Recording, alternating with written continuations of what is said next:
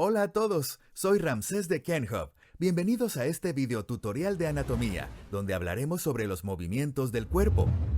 Aquí aprenderemos los diferentes movimientos que el cuerpo es capaz de realizar y la terminología que usamos para los mismos. Haremos una breve revisión de los movimientos en general para comenzar y después continuaremos con cada uno de los diferentes tipos de movimiento y qué parte del cuerpo es capaz de realizarlos. Después podremos hablar sobre por qué este conocimiento es clínicamente importante y daremos un rápido vistazo a una condición denominada artritis. Finalizaremos con un resumen de todo lo que vimos, así que comencemos con esta visión general. Todos los movimientos serán discutidos en relación a la posición anatómica que puedes ver aquí en la pantalla. Si necesitas refrescar tu memoria en cuanto a esto, te recomiendo que veas el comienzo del video o que leas la primera parte del artículo de los términos direccionales y planos corporales que puedes encontrar aquí en la página de KenHub. Pero por ahora puedes ver aquí la posición anatómica. Los miembros superiores están relajados a los lados del cuerpo, los miembros inferiores separados a la altura de los hombros y la cara mirando hacia el frente.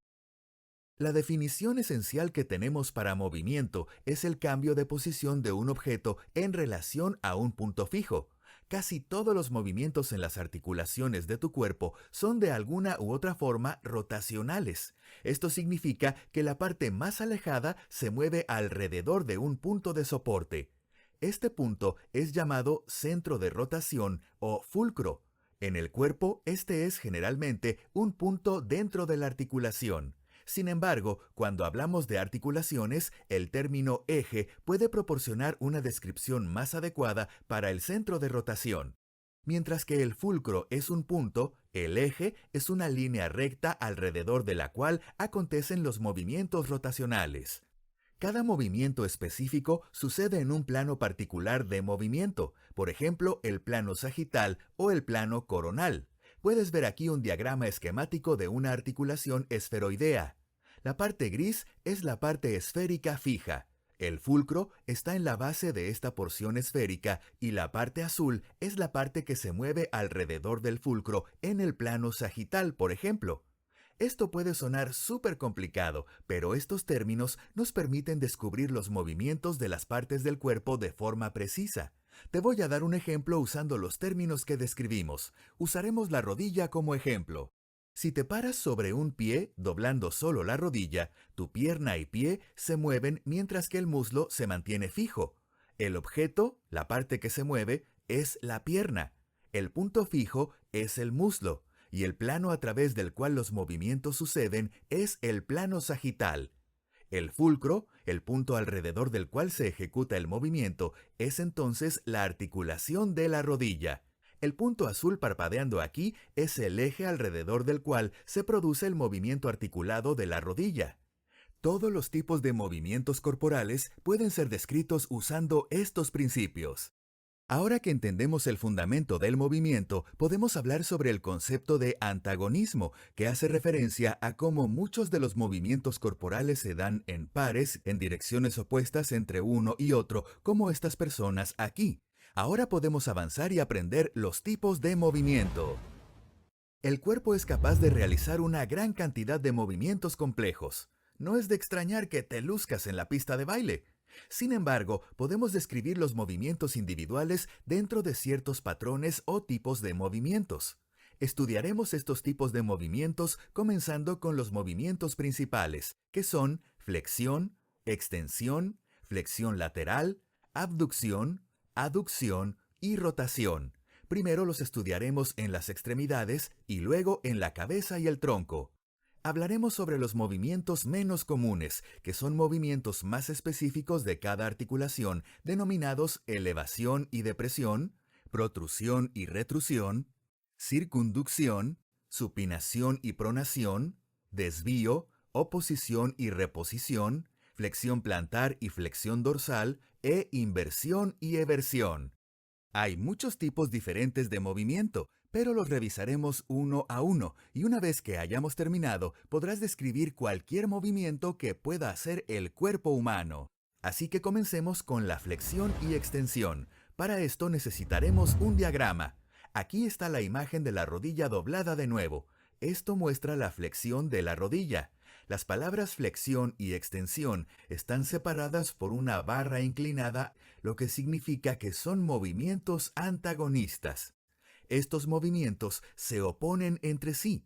Flexión es el movimiento del objeto en una dirección y extensión es el movimiento del objeto en la dirección opuesta. Ambos movimientos suceden en el plano sagital. Este es el plano sagital, justo aquí resaltado en verde. Es el plano vertical que cruza al cuerpo de adelante hacia atrás, cortándolo exactamente a la mitad, como lo puedes ver en esta imagen. Regresemos a la rodilla para dar una definición correcta a cada término. La flexión es un movimiento que disminuye el ángulo de la articulación en el plano sagital. Cuando la rodilla se dobla, el ángulo en su articulación, que es este ángulo en la parte posterior de la rodilla, disminuye de 180 grados a 90 grados en esta imagen, aunque puede ir más allá. Por otro lado, tenemos la extensión que aumenta el ángulo de la articulación en el plano sagital. Este ángulo detrás de la rodilla aumenta y en este caso, por ejemplo, va desde más o menos 135 grados hasta 180. La flexión barra extensión se realiza en el plano sagital y siempre describiremos el movimiento como si el resto del cuerpo estuviese en posición anatómica. En otras palabras, si rotamos nuestro miembro inferior de tal manera que nuestras rodillas apunten hacia afuera y luego doblamos la rodilla, aún así lo llamaremos flexión. Las articulaciones capaces de flexionarse y de extenderse pueden ser simples o compuestas. La diferencia entre ellas es que las articulaciones compuestas suelen ser capaces de más de un tipo de movimiento. Las articulaciones de tipo gínglimo no pueden moverse en ninguna dirección que no sea el plano sagital. Ejemplos de gínglimos son las rodillas, los codos y las articulaciones interfalángicas de las manos y los pies. Las articulaciones interfalángicas son las articulaciones que conforman los dedos de las manos y los pies, sin incluir las articulaciones en la base de cada dedo, las cuales son capaces de un movimiento adicional que estudiaremos después. Esta es una lista de articulaciones simples. Las articulaciones compuestas, término utilizado aquí para referirnos a articulaciones capaces de movimientos importantes diferentes a flexión y extensión, son por ejemplo las articulaciones intervertebrales del cuello, que en esta imagen se muestran en flexión, y las articulaciones de la columna vertebral, que aquí se muestran en extensión. En ambos ejemplos de la columna, el ángulo de la articulación se mide en la parte ventral o anterior de la columna. La articulación glenohumeral también es capaz de flexionarse como se muestra aquí. En este caso, flexión es el movimiento anterior desde la posición base hasta la posición por encima de la cabeza. El punto final de la extensión del hombro es más limitado como se ve aquí. Puedes intentar esto tú mismo. La historia es similar en la articulación coxofemoral. Otras articulaciones capaces de realizar flexoextensión incluyen las articulaciones metacarpofalángicas resaltadas aquí. Estas son las articulaciones en la base de cada dedo. Son comúnmente conocidas como nudillos. Las otras articulaciones son las articulaciones metatarsofalángicas, articulaciones del pie que están en la base de cada dedo. Esas son todas las articulaciones capaces de realizar flexión y extensión. Ahora vamos a discutir un movimiento similar que es conocido como flexión lateral. Es hora de una imagen. Aquí tenemos el plano coronal resaltado en verde. El plano coronal es el plano vertical que cruza al cuerpo de derecha a izquierda y la flexión lateral es una disminución en el ángulo de la articulación de una estructura de la línea media del cuerpo en el plano coronal. Esta imagen muestra la flexión lateral en la columna lumbar, y así como flexión y extensión donde cada término da la dirección automáticamente, debemos dar una dirección a la flexión lateral. Por ejemplo, flexión lateral derecha. La dirección siempre es desde la perspectiva de la persona que realiza el movimiento, y este es el lado donde el ángulo de articulación disminuye, que es en este lado. Podemos ver que el ángulo de la articulación a lo largo del lado derecho de la columna se reduce de 180 grados a un ángulo de aproximadamente 100 grados. Así como en la columna baja, también conocida como columna lumbar, la flexión lateral también puede ser realizada en la columna cervical o cuello. La columna torácica tiene una capacidad de flexión lateral muy baja, para así proteger a los pulmones de ser aplastados cada vez que nos inclinamos hacia un lado. Continuemos con el siguiente grupo de movimientos que son abducción y aducción. Y de nuevo, otra imagen donde puedes ver el plano coronal. Abducción y aducción son movimientos antagonistas. Tal como la flexión lateral, la abducción y aducción tienen lugar en el plano coronal. La forma más fácil de describirlos es relacionándolos a la línea media, por lo tanto, así lo haremos. Este diagrama muestra la abducción del brazo a nivel del hombro. A veces, para dar mayor claridad al término, escribimos abducción como abducción, que se define como un movimiento lejos de la línea media en el plano coronal. Recuerda que abducir algo significa alejarlo. En tu hombro, por ejemplo, el brazo se aleja de la línea media y puede continuar sobre la cabeza. El movimiento contrario se denomina aducción o aducción, que es el movimiento hacia la línea media. Un buen truco para recordar cuál es pensar que al abducir el brazo lo estás abriendo. En el diagrama estamos viendo al modelo regresando el brazo desde la abducción o posición de la abducción hacia la aducción o la posición de aducción. El punto final de aducción o aducción es aquí. El rango normal de movimiento para la posición anatómica hasta el punto más interno es de alrededor de 45 grados. Hay pocas articulaciones en el cuerpo donde se realizan la abducción y aducción. Obviamente, está la articulación glenohumeral como dije anteriormente, pero también está la coxofemoral en abducción o abducción lejos de la línea media en esta imagen aquí, y las articulaciones metacarpofalángicas de los dedos donde realizan la aducción o aducción juntos en esta imagen. Con los dedos de las manos y de los pies, tomamos en cuenta la línea media como la línea media de la extremidad que pasa por el dedo medio en vez de la línea media del cuerpo. En el pulgar, en lugar de la articulación metacarpofalángica que está aquí, las articulaciones carpometacarpianas del pulgar son vistas aquí en verde y permiten la abducción y aducción del pulgar. Bueno, eso es todo lo que tenemos sobre articulaciones que realizan la abducción y aducción. Ahora sigamos con la rotación. La rotación difiere levemente según las áreas, así que las dividiremos en rotación de las extremidades y rotación de la cabeza y el tronco. Hablaremos primero de las extremidades, y resaltado aquí en verde vemos el plano transversal que es el tercer plano principal del cuerpo. La rotación es un movimiento alrededor del eje mayor o un fulcro en el plano transverso. Esto es lo mismo para extremidades, para la cabeza y el tronco en la posición anatómica. En el caso de las extremidades, podemos pensar en ello como rotación alrededor del eje mayor de la extremidad. Este es el eje que pasa a través de la extremidad a lo largo de su longitud. Por ejemplo, desde el hombro hacia abajo a través del centro del brazo recto y hacia afuera a través del dedo medio. Así en la extremidad como en los otros movimientos, la rotación puede ser descrita en dos direcciones. Externa, también conocida como rotación lateral, y rotación interna, también conocida como rotación medial. Veamos cada una. Este dibujo muestra a nuestro modelo realizando la rotación externa del hombro. La rotación externa es el movimiento de la extremidad de modo de torsión, así el aspecto anterior de la articulación se mueve lejos de la línea media o externamente. Esto es mejor demostrado cuando el brazo está doblado en 90 grados, porque el antebrazo corresponde a la parte delantera de la articulación del codo. Así, en el diagrama, el antebrazo apunta hacia afuera de la línea media. Puedes verlo claramente aquí rotado externamente. Ahora continuamos y vemos la rotación interna en la pantalla. La rotación interna es la rotación del aspecto anterior de la articulación hacia la línea media. De nuevo, lo que la persona demuestra es el codo doblado 90 grados y podemos ver que la mano se mueve hacia atrás por el cuerpo. Para comparación, aquí tenemos la rotación externa en la articulación coxofemoral. Esta vez mantenemos la pierna recta y la punta del pie en dirección a la rotación.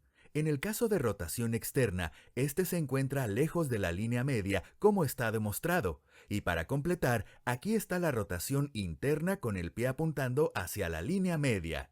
Recuerda que la rotación ocurre en las extremidades alrededor de las articulaciones coxofemoral en la extremidad inferior y glenohumeral en la extremidad superior.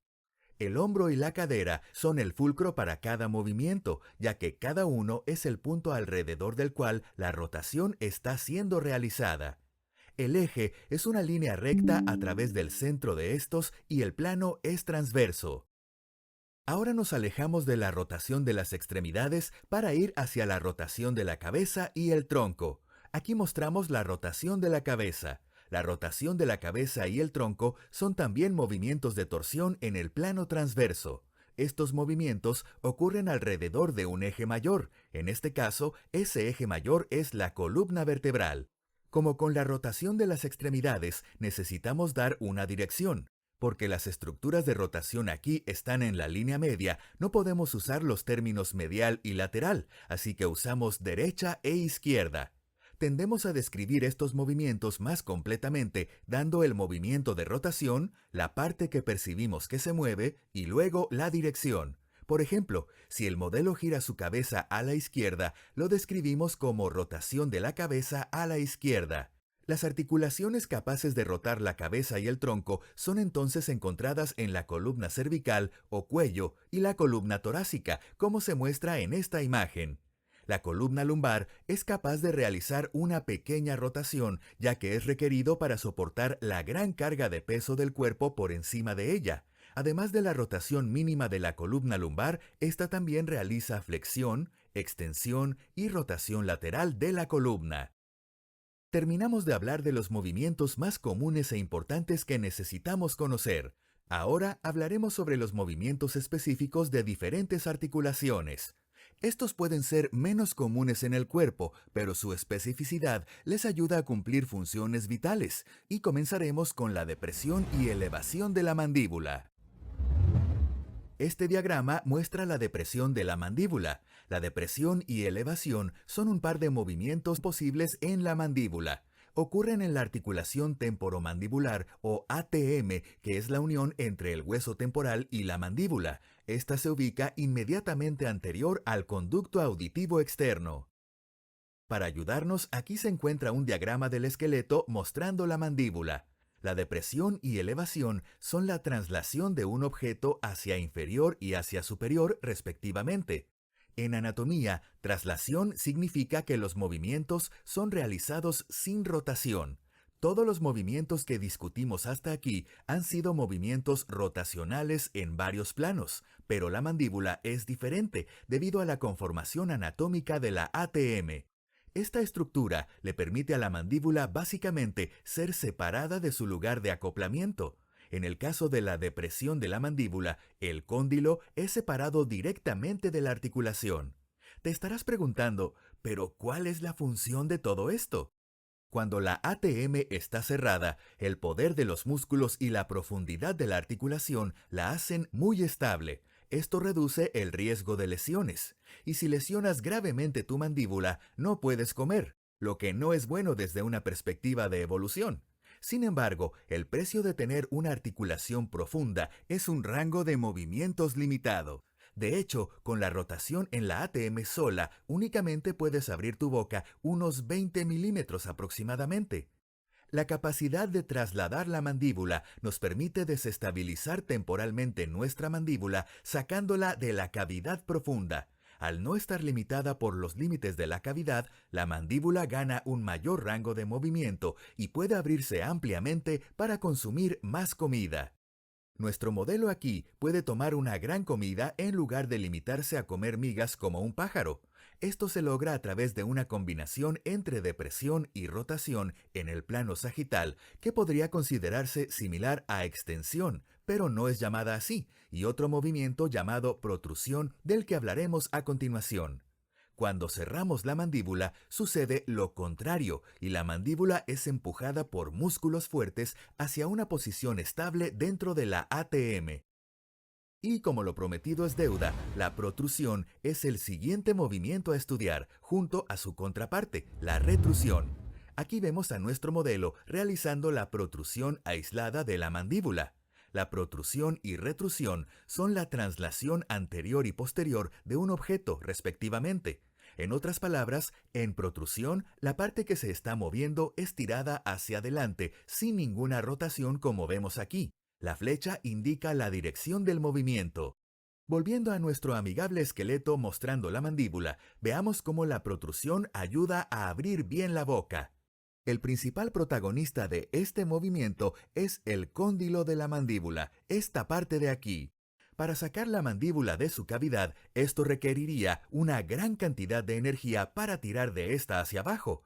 En cambio, la protrusión tira del cóndilo hacia adelante usando la parte frontal del encaje como una cuña. Esto es más fácil.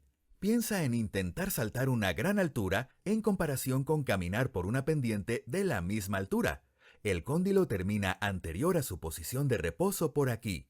Ahora la mandíbula está libre para girar y abrirse más. Podemos ver ahora la retrusión mostrada aquí. El cóndilo de la mandíbula es arrastrado hacia atrás. También puedes escuchar los términos protracción y retracción. Esto no es lo mismo que protrusión y retrusión, pero algunas veces son equivocadamente usados de forma indistinta. Protracción y retracción significa protrusión y retrusión más el movimiento lateral. Una vaca rumiando es un buen ejemplo de protracción y retracción. Alejándonos de la mandíbula, continuemos más abajo en el cuerpo con el siguiente movimiento especial que es conocido como circunducción. Aquí tenemos la circunducción de la extremidad superior. Esta es mejor definida como la extremidad superior realizando un movimiento cónico desde un punto en la articulación glenohumeral con el punto del cono aquí. Se manifiesta en tiempo real como dibujar un círculo con la extremidad. Este es un movimiento compuesto. Con esto me refiero que es una interacción compleja de otros movimientos. En el hombro se realiza mediante un número casi infinito de cambios diminutos en flexión, extensión, abducción y aducción. La articulación glenohumeral no es la única articulación capaz de realizar la circunducción. Las otras articulaciones capaces de realizar este movimiento son las articulaciones coxofemorales, los dedos y, por supuesto, los pulgares. ¿Para qué necesitamos este movimiento? Bueno, este permite una amplia gama de movimientos, lo que significa que podemos interactuar con el mundo alrededor en una forma más fluida. A su vez, nos permite manipular líquidos, entre otras cosas. Como ejemplo moderno, mezclar se vuelve mucho más difícil usando solo la flexión y la extensión, pero no intenten esto en casa. Hacia los antebrazos encontramos un par de movimientos llamados supinación y pronación. Aquí hay una vista del antebrazo moviéndose en supinación. Este movimiento es específico del antebrazo. Existen dos articulaciones involucradas en este movimiento, las articulaciones radioulnares proximal y distal. La proximal se encuentra aproximadamente aquí y la distal aquí en la muñeca. La supinación y pronación son el acto de llevar la palma de la mano a posición supina o prona, respectivamente. Para esto es importante recordar que en la posición anatómica las palmas están mirando hacia el frente, así que cuando el modelo descansa en la posición anatómica, las palmas miran hacia arriba, o en otras palabras, supina. Otra forma fácil de recordar es usando un juego de palabras. ¿A quién no le encantan los juegos de palabras? Si tienes las palmas hacia arriba, como si estuvieras sustentando un plato de sopa, entonces tus manos están supinadas. Como puedes ver, somos bastante creativos en anatomía. Continuemos y aquí giramos la flecha para demostrar que la pronación es exactamente lo contrario. Para que este movimiento sea realizado, el radio es tirado hacia arriba y al lado medial de la ulna en el extremo distal, mientras permanece lateral al extremo proximal de la ulna. La habilidad de torcer el antebrazo de esta forma nos da mucha más destreza en nuestras manos, permitiéndonos así enroscar una bombilla o girar espaguetis alrededor del tenedor. Creo que eso es bueno para quien ama la pasta. Ahora, descendiendo hacia la articulación radiocarpiana, tenemos un movimiento especial conocido como desviación. En este esqueleto, visto desde el aspecto anterior, tenemos a la ulna resaltada en cada brazo. El esqueleto está en la posición anatómica. Es importante recordar de qué lado está la ulna y de qué lado está el radio, es la articulación radiocarpiana. Hacemos esto porque la mano puede estar en varias posiciones diferentes cuando está siendo examinada. Como podemos identificar aquí, la ulna está del lado del meñique. Esto es medial en la posición anatómica, y el radio es el lado del pulgar, el primer dedo, y se encuentra lateral en la posición anatómica. Ahora veremos la desviación ulnar, algunas veces llamada flexión ulnar. Desviación es el término más apropiado ya que este movimiento involucra varios huesos, por lo tanto, múltiples articulaciones en la muñeca están en contraposición a la flexión de una sola articulación.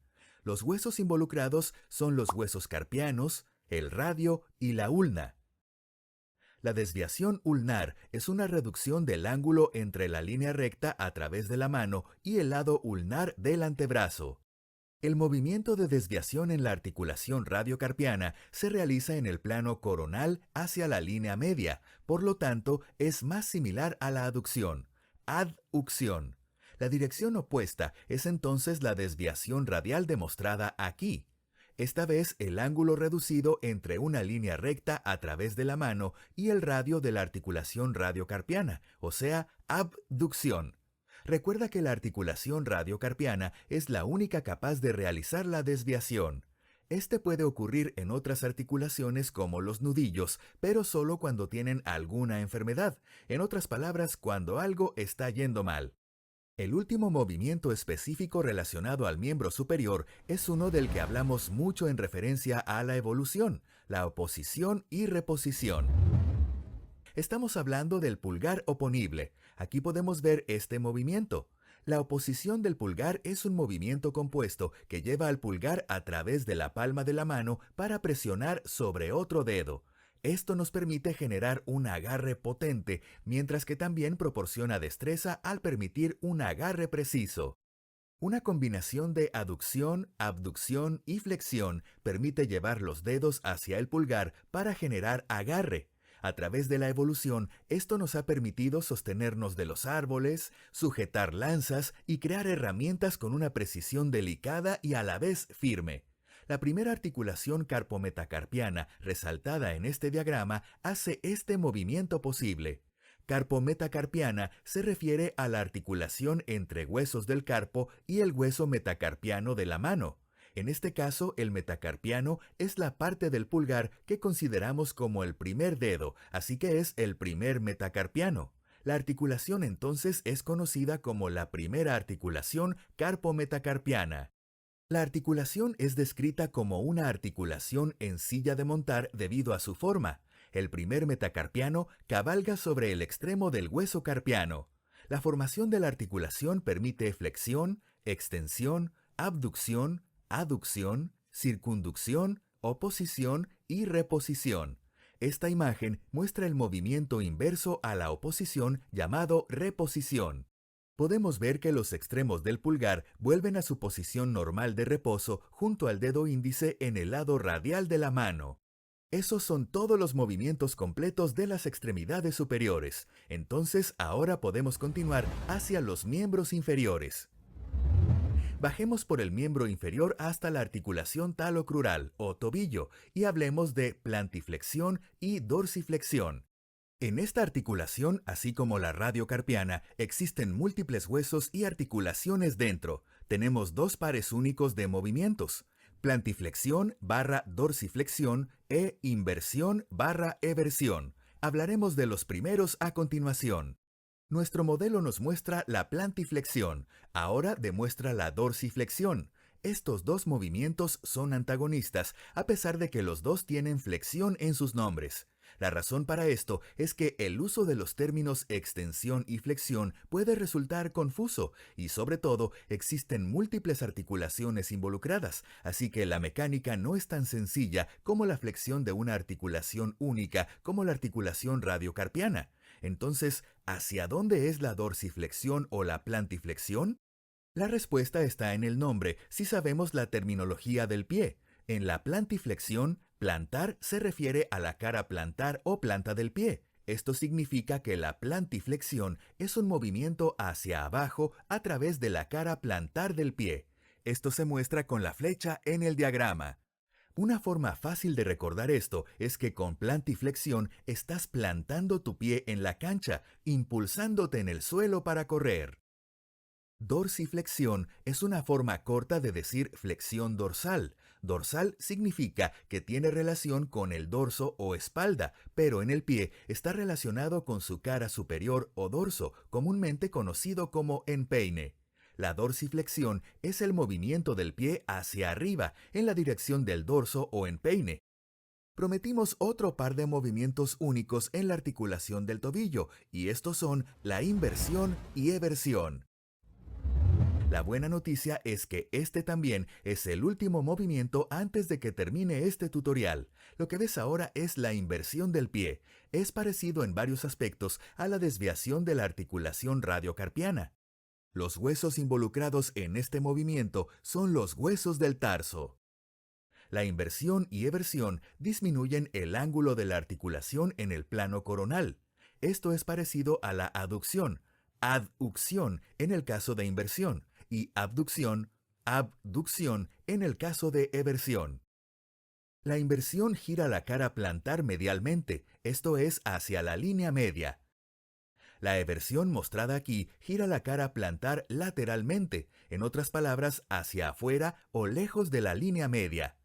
La inversión y eversión nos permiten movilizarnos sobre terrenos irregulares sin dejar de ser lo suficientemente estables para cambiar rápidamente de velocidad o dirección. Esto es favorable, ya que significa que no nos mordería el gran felino que se nos acerca sigilosamente, o en la actualidad no nos atropellará un automóvil al que no escuchamos venir. Hemos estudiado todos los tipos de movimiento del cuerpo humano. Date una palmada en la espalda y mientras lo haces, intenta descubrir qué movimientos estás usando a modo de prueba rápida. Como nos gusta hacer con todos nuestros videotutoriales, agregamos correlaciones clínicas a este nuevo conocimiento. Hoy te presentamos la artritis, que es un grupo de condiciones que involucran las articulaciones. Como ejemplo de artritis, aquí hay un paciente con artritis reumatoide de las manos. Nota la desviación ulnar de los dedos, que es una de las principales características de esta condición. La artritis son un grupo de condiciones. El término artritis simplemente significa inflamación de la articulación. La artritis tiene sus propias causas que pueden ser infección bacteriana, conocida como artritis séptica, autoinmune, como la artritis reumatoidea, o la artritis psoriática ocasionada por desgaste, o para ponerlo en términos más técnicos, microtraumas repetitivos llevando a osteoartritis, o congénita, por ejemplo, en el síndrome de Ehlers-Danlos. Al conocer los movimientos y con tu conocimiento de la anatomía de las articulaciones, puedes entender dónde está el problema dentro de la articulación, como por ejemplo aquí, con el desvío ulnar de los dedos. Un dato para examinar una articulación. Si no estás seguro qué movimientos son posibles en una articulación en particular, puedes probarlos en ti sosteniendo el lado proximal de la articulación y viendo qué movimientos puedes realizar. Esto se denomina aislar la articulación. Cuando quieres evaluar una articulación específica del paciente, debes hacer lo mismo, aislar la articulación para asegurarte de que no se esté compensando el movimiento con otro movimiento de otra articulación y confirmar que cualquier anormalidad viene de la articulación que está siendo examinada. Y eso es todo por hoy. Pero antes de terminar, me gustaría resumir lo que vimos hasta ahora. Primero, hicimos una introducción sobre el principio de los movimientos y cómo describirlos. Después, recorrimos los tipos de movimiento en el cuerpo y enumerando en qué articulaciones es posible cada uno. Describimos la flexión y extensión como movimientos rotacionales en el plano sagital.